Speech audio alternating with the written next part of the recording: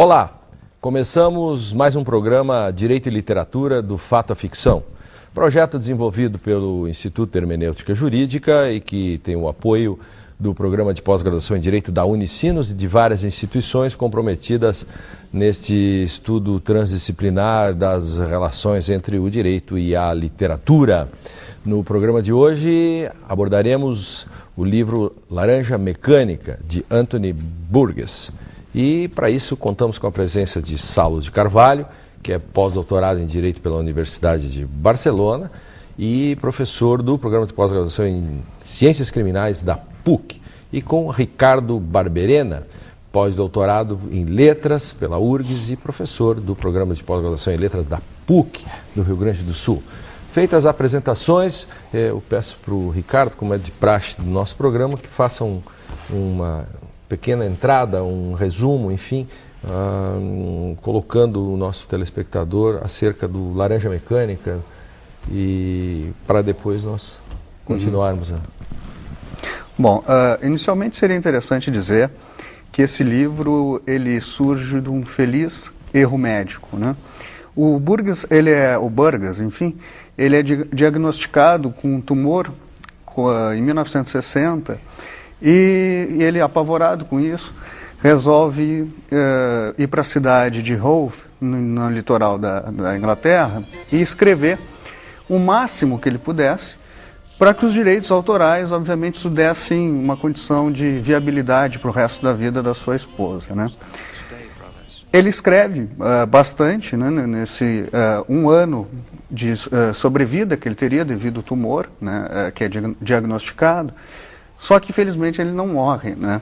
E o Laranja Mecânica, inclusive, não teria sido completado. Ele morre com 72 anos e, felizmente, nesse caso, a medicina errou, né? Então, essa já é uma curiosidade. É um livro que nasce de um feliz erro médico, né? Bom, o livro ele poderia se encaixar no que a gente chama em teoria literária, né, num conceito alemão de Bildungsroman. É um romance de crescimento, um romance de aprendizado. Dividido em 3 partes, né, bastante esquemáticas, que são divididos em 7 capítulos, né? Lembra um pouco a estrutura shakespeariana das 7 idades do homem, né? Então, na primeira parte, a gente tem o Alex, o nome já não é inocente, Alex, né? Fazendo suas grandes estripulias com seus companheiros de gangue, e, enfim, espancando, né, tendo todo um projeto de ultra-violence, né, num mundo pós-industrial, distópico, né, pensando um pouco aqui no diálogo com Orwell, com Aldous Huxley, né? Enfim, então a gente tem o Alex fazendo todo esse movimento aí que aparece bastante no filme, inclusive nessa parte o filme é fiel. É interessante ressaltar que esse Alex, da primeira parte, tem 15 anos de idade. Muito diferente do filme, né? Sim, sim. Na segunda parte, então ele faz vários atos aí de vandalismo, espanca, briga, toma o seu moloco, né, o seu leite. Aí vem a segunda parte. Na segunda parte, enfim, no finalzinho da primeira, ele acaba matando, ele está espancando uma senhora e acaba matando essa senhora. A polícia chega, ele é preso, ele vai para o sistema de prisão que está desenvolvendo um método... Para consertá-lo. Para consertar. Um método Ludovico, que é um método behaviorista, né? Digamos assim. Sobre esse nós conversaremos na sequência. E na terceira parte, finalmente, que é totalmente excluída do filme, isso é interessante citar, é realmente o aprendizado, onde ele volta, depois de ter a lavagem cerebral, ele volta e ele não tem mais guarida na casa dos pais, ele não tem mais possibilidade de inserção na sociedade, ele acaba sendo manipulado pelos opositores do sistema totalitário e, finalmente, né, ele encontra um ex-colega da gangue e esse ex-colega, isso está totalmente apagado do filme, claro. As pessoas pouco conhecem, né? O belíssimo filme do Kubrick, por sinal, né? Isso é importante que se diga. E aí ele, só para concluir, ele vê esse ex-colega, e esse colega está casado, enfim, e aí ele tem uma revelação. O Alex tem que crescer, o Alex precisa amadurecer, e ele tem um movimento quase epifânico, né, de revelação. E essa parte foi apagada na primeira edição estadunidense. Isso é incrível. Eles não publicaram essa terceira parte. O Saulo tem tanta coisa do direito nesse livro que o que você acha assim de saída mais importante para o nosso telespectador do Direito e Literatura? Pois é, Lênio. O texto do Burgess, ele é bastante interessante, e na área que eu trabalho, que eu faço a investigação, que é a área da criminologia, ele é praticamente um tratado de criminologia. Daí até a dificuldade da pergunta. Né? A primeira parte que o Ricardo bem trabalhou é toda uma parte de uma criação do que a gente pode chamar de subcultura criminal, através de um grupo de jovens voltados para o que eles chamam de ultraviolência, e aí com a intersecção de drogas, né, música, né, no caso do filme do Kubrick, a presença do Beethoven ela é bastante marcante e até dá um certo ritmo dos atos de ultraviolência. Mas o que o Burgess faz, e isso é bastante interessante, torna difícil a leitura do livro, né, é toda uma construção de gírias, né, a partir de uma intersecção com... ele era um linguista também, com dialetos das gangues de Londres e com, inclusive, algumas intersecções com o russo, idioma alemão, que dão essa dimensão de uma microestrutura de violência dentro de uma estrutura maior violenta também, que é a sociedade pós-industrial, e que vai desdobrar uma inserção no sistema de justiça criminal, que é exatamente a segunda parte do livro, e que essa passagem, me parece que daí o Kubrick consegue fazer muito bem, né, em que se insere o Alex dentro do sistema penitenciário, exatamente no Essas momento... Essas pretensões de correção do homem... Claro, mas exatamente no momento de mudança de um discurso. Por isso que nós vamos passar essa cena... Nós temos na agulha, como você diz, o trechinho do filme, e que aí podemos exatamente ilustrar isso que o professor Salo está dizendo.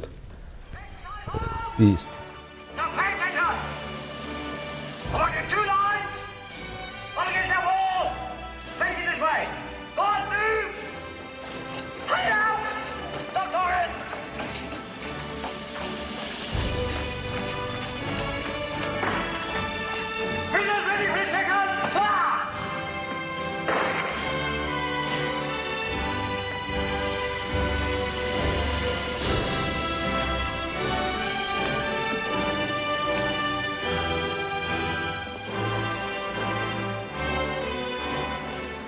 To a cell?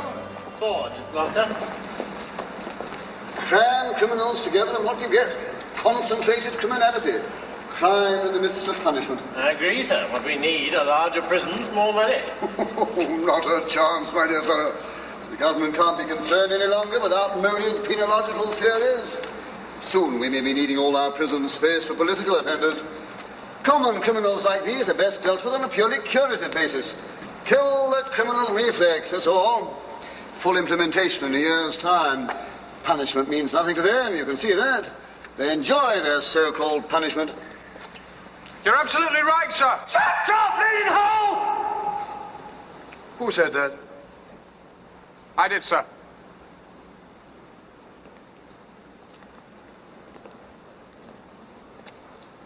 What crime did you commit? The accidental killing of a person, sir. He brutally murdered a woman, sir, in furtherance of theft. 14 years, sir! Excellent. He's enterprising, aggressive, outgoing, young, bold, vicious. He'll do. Well, fine. We could still look at C-Block. No, that's enough. He's perfect. I want his record sent to me. This vicious young hoodlum will be transformed out of all recognition. Thank you very much for this chance, sir. Let's hope you make it. Instituições totais, novo discurso. Falem sobre isso, Salo, Ricardo. Até o trecho me parece bem elucidativo, muito, né? Muito. Quanto a essa questão também aqui, obviamente esse discurso que é muito forte do ponto de vista legal, mas há um detalhe que também seria muito importante de ressaltar, que o filme nos possibilita, que é a linguagem, né? É importante dizer, para quem não teve a oportunidade de ler o romance, que eu acredito que muitas das pessoas conheçam o filme e não o romance, que é um caminho natural, né, nas artes, que ele é narrado em primeira pessoa, e aí foi uma questão que foi levantada de forma muito pertinente, o Burgess, como linguista, ele faz um vocabulário nadsat, né, que é um sufixo russo que quer dizer teen, né, do 16, né, do inglês, do teen, do teenager. Só que o que é o vocabulário nadsat? São 200 verbetes novos que o Alex, narrador, narrador em primeira pessoa, utiliza sem nenhuma explicação. E essa construção desse vocabulário, ele vem do eslavo, vem dos ciganos, vem da gíria operária, né? Então ele fala escola-cola, por exemplo, para dizer escola. Há um pouco de novilíngua do 1984. Exatamente, fala o moloco, né? Fala tantas palavras, tolchkot, enfim. E não há nenhuma explicação. E aí aqui é um detalhe muito interessante para ressaltar. O Burgess é totalmente contra que se faça o que a edição brasileira, porque é uma edição muito boa, por sinal, que essa aqui fez, que é o vocabulário. Porque realmente ele nos coloca num ponto de desafio. Cabe citar que o Burgess é um grande estudioso do Joyce. E aí vem toda a questão da experimentação da língua, né? Ele é totalmente contra que tenha um vocabulário. Essa edição, que é uma edição inglesa, por sinal, já coloca assim o vocabulário. Então a gente lê o texto e realmente o que na crítica, na teoria literária a gente chama de estranhamento. O estranhamento é tão grande, estranhamento narratológico, chega horas que a gente não entende, mas a gente tem que reconstruir, ressemantizar a palavra, né? Isso é um detalhe muito importante. A edição estadunidense, por exemplo, a primeira, e o Burgess fica muito chateado com isso, coloca um vocabulário. Como se cada palavra o sujeito fosse lá buscar, o que quer dizer isso? Esse estranhamento o próprio Kubrick retoma no filme, né? Ele mantém essa linguagem. Mas o que eu queria chamar a atenção nessa cena que passou é aquele diálogo primeiro entre o ministro do Interior, que está indo selecionar o Alex para essa nova orientação penológica, que eles chamam, porque reflete, e a genialidade do texto é impressionante para um criminólogo, né, porque ela é quase um resumo das teorias criminológicas do século passado.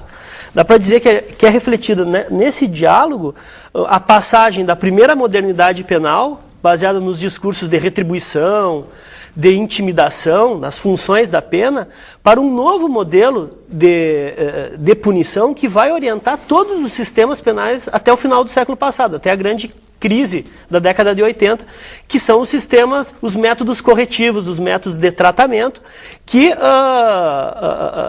geram no filme, talvez, a maior imagem que se tem quando se lembra do Laranja Mecânica, que é exatamente o Alex passando por esse processo, esse tratamento ludovico, sendo condicionado a partir de imagens e a partir de sons, a não cometer o mal, né? Ele é impelido para o bem através do sistema de drogadição e de inserção de imagens e de música, exatamente para que não possa praticar aqueles atos todos que praticava com a gangue na primeira parte do romance. Para quem está ligando agora, nós estamos discutindo aqui com o Saulo de Carvalho e o Ricardo Barberena o livro do Anthony Burgess, Laranja Mecânica, que nós sabemos gerou filme muito antigo e censurado no início, com aquelas bolinhas pretas, né, que todo mundo lembra disso, do Laranja Mecânica, né, do Stanley Kubrick.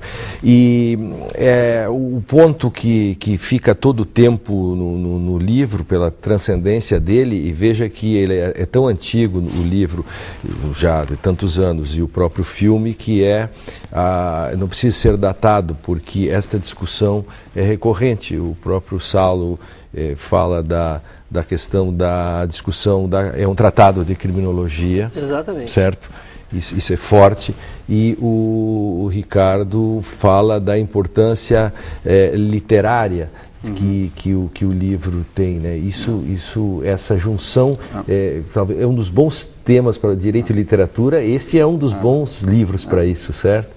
Do ponto de vista literário, chama a atenção quem não teve a oportunidade ainda de conhecer o texto, que realmente visite esse livro, porque ele trabalha do ponto de vista narratológico, que se trabalha no nível de invólucro sonoro da palavra, né, que é o ponto sêmico realmente, né, que é fortíssimo, né, de experimentar novas possibilidades de neologismo, construir uma nova possibilidade de chaves de leitura a cada frase, né.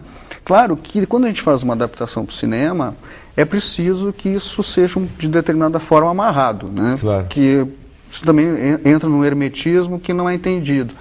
E esse projeto tão vigoroso de 200 vocábulos novos, né?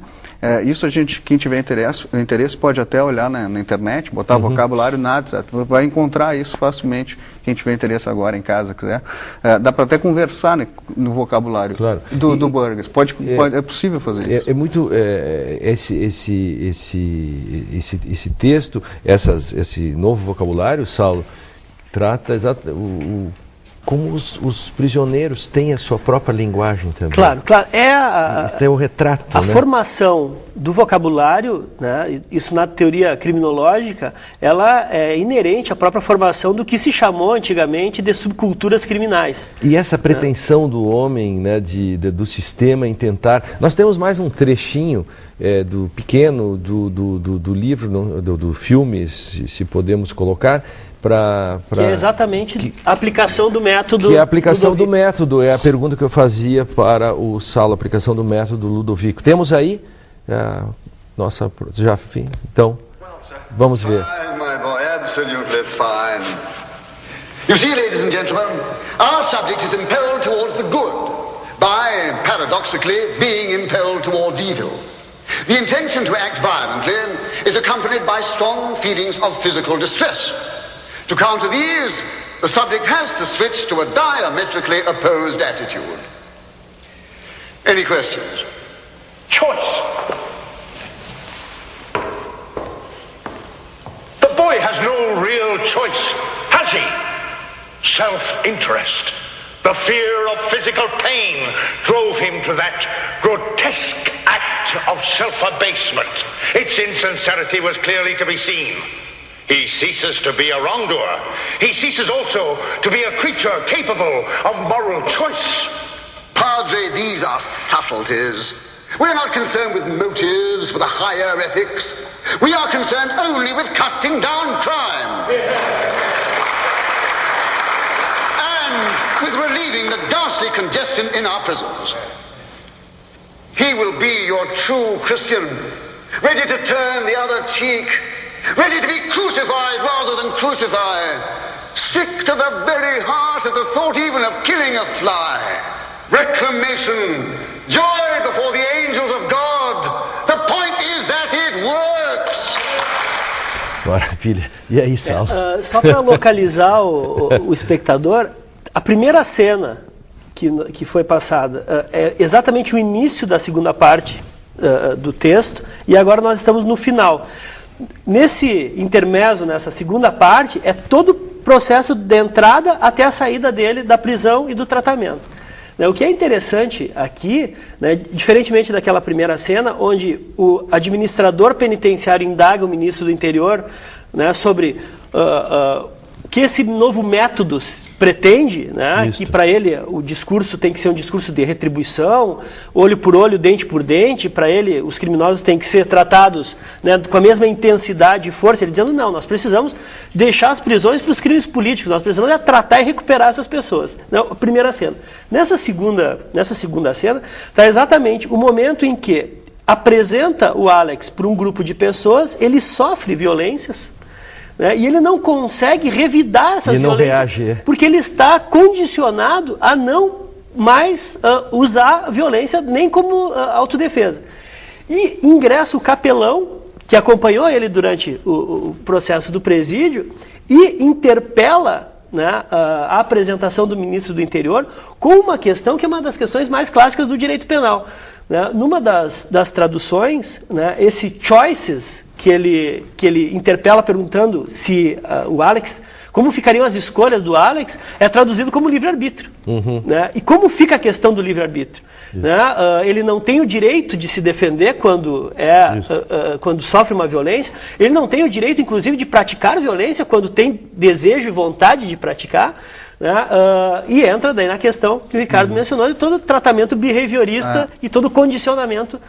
Quanto a essa questão do método, se porventura alguém não lembra do filme, né, é muito fiel. ao livro. Essa parte é fiel, né? muito fiel. A segunda parte a segunda parte a gente poderia colocar que é o ápice na prisão, que é o ápice do grande Bildungsroman, do aprendizado do sujeito no livro e no filme. O método Ludovico, ele se faz num sentido muito simples, né? Coloca o sujeito, usando um termo agora aqui do Burgess, videando. Videando é olhar. Então o Alex estava videando. Inclusive é interessante que ele coloca o verbo, né? Videando, videar, enfim, isso é um detalhe. Então ele fica olhando cenas de ultraviolência, né? E não pode fechar os olhos porque eles estão grampeados. Estão grampeados. Ele não pode fechar os olhos. Só que aí tem um problema. E é aí que se dá toda a atenção, a pulsão interior do Alex, a música clássica. Exatamente. E isso é interessante citar que o Burgess é um grande compositor Qual é o também. sentido simbólico para você nisso? E o Burgess, ele inclusive, ele faz uma versão musical do Ulisses, do Joyce. Então, a música clássica é muito forte no livro. Então ele começa a ter essas reações emocionalmente condicionadas, behavioristas. E ele vê a ultraviolência e ouve música clássica. Eles colocam música clássica na projeção de cenas de campo de concentração, enfim, toca a nona sinfonia, por isso o método Ludovico. Que agora é o hino da Europa, né? E numa cena da União Europeia, só para registrar, né? Numa cena do campo de concentração.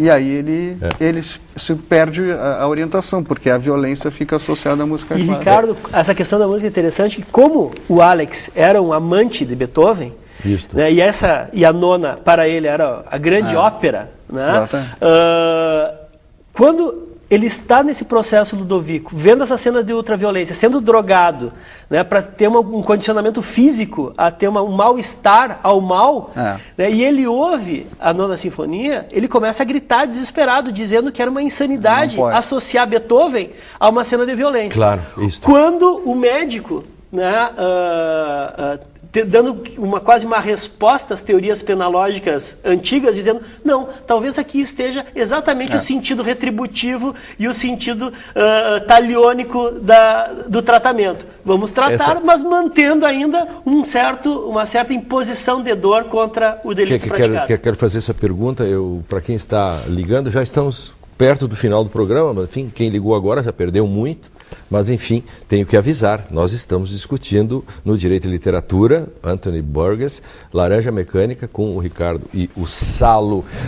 Salo, assim, caminhando assim, para o final, e não poderia deixar de perguntar as perspectivas que você que trabalha com criminologia, enfim, isto é usando tuas palavras, tratado, e que perspectivas você vê hoje, digamos, no sistema, o que você vê hoje, assim, o que se pode dizer? Acho que tentando atualizar esse discurso dele, né?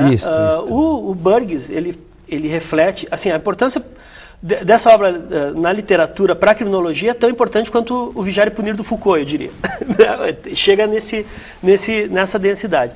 Ele reflete aí o movimento da primeira para a segunda modernidade penal, né? Dessa discussão da retribuição, da intimidação para os sistemas corretivos, que durante a década de 70, 80, com a crítica criminológica, se esfacela. E na realidade hoje a gente tem uma série de discursos fragmentados sobre pena e nenhum imperante. Isso é próprio quase de um reflexo da pós-modernidade na ciência criminológica. Nós temos servidos à la carte hoje inúmeros discursos distintos sobre as penas. E cada vez mais fragmentado também. Cada vez mais fragmentados. Então me parece que o Burgess consegue, para nós criminólogos, expor as últimas grandes narrativas em termos de penas, né? E hoje, lógico que também se tenta resgatar em alguns momentos um sentido mais humanitário para essa questão da correção, né, através das teorias de ressocialização, né, mas...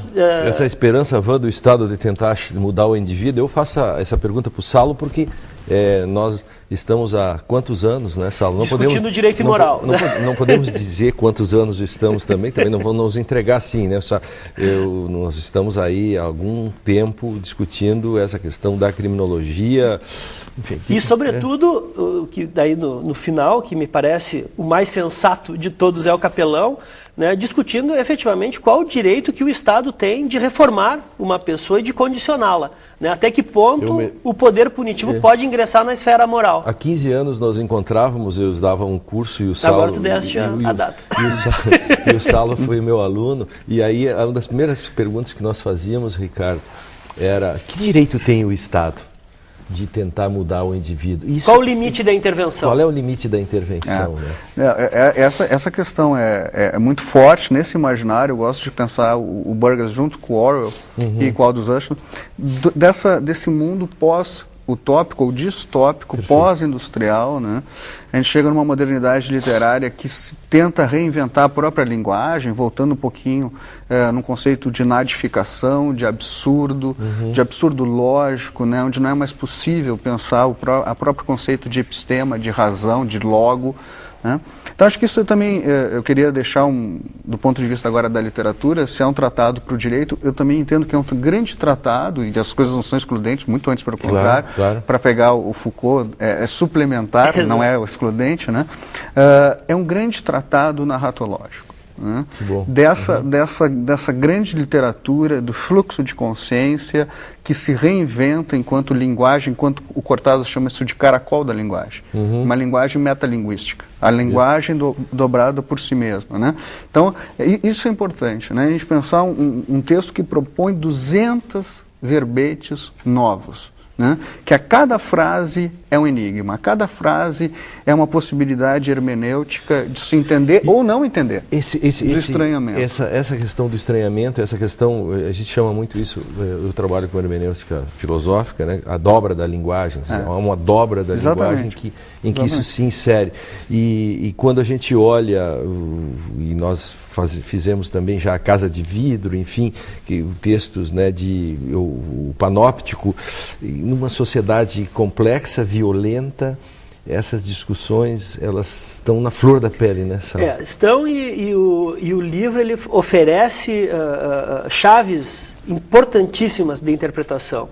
Né? Dá para fazer uma cadeira, dá para fazer... Sem dúvida alguma. Eu sempre pergunto com alguns textos, dá para fazer uma cadeira, assim como dá para discutir interpretação com Gulliver, dá para discutir criminologia com o Burgess. Durante muito tempo eu iniciei dá para discutir teoria narrativa. Teoria narrativa. Sem dúvida. Perfeito. Sem dúvida. Eu quero agradecer, chegamos ao final do programa, o tempo voa, com o Saulo de Carvalho, com o Ricardo Barbarena. Nós terminamos mais um Direito e Literatura. Hoje discutimos com inserções do filme, né, do Laranja Mecânica, Anthony Burgess, o filme do Stanley Kubrick. Foi muito bom. E Direito e Literatura do Fato à Ficção é um projeto que deu certo, que está em todo o Brasil e tem o apoio do Programa de Pós-Graduação em Direito da Unicinos, onde também discutimos todas essas questões, e discutimos hermenêutica, filosofia, linguagem, literatura. ihj.org.br é o nosso site. O nosso e-mail, ihj.org.br. Mande-nos todos os tipos de comunicação, inclusive cartas, se quiserem, sinais de fumaça e tudo que for possível para que possamos fazer um entrelaçamento cada vez melhor. Até breve.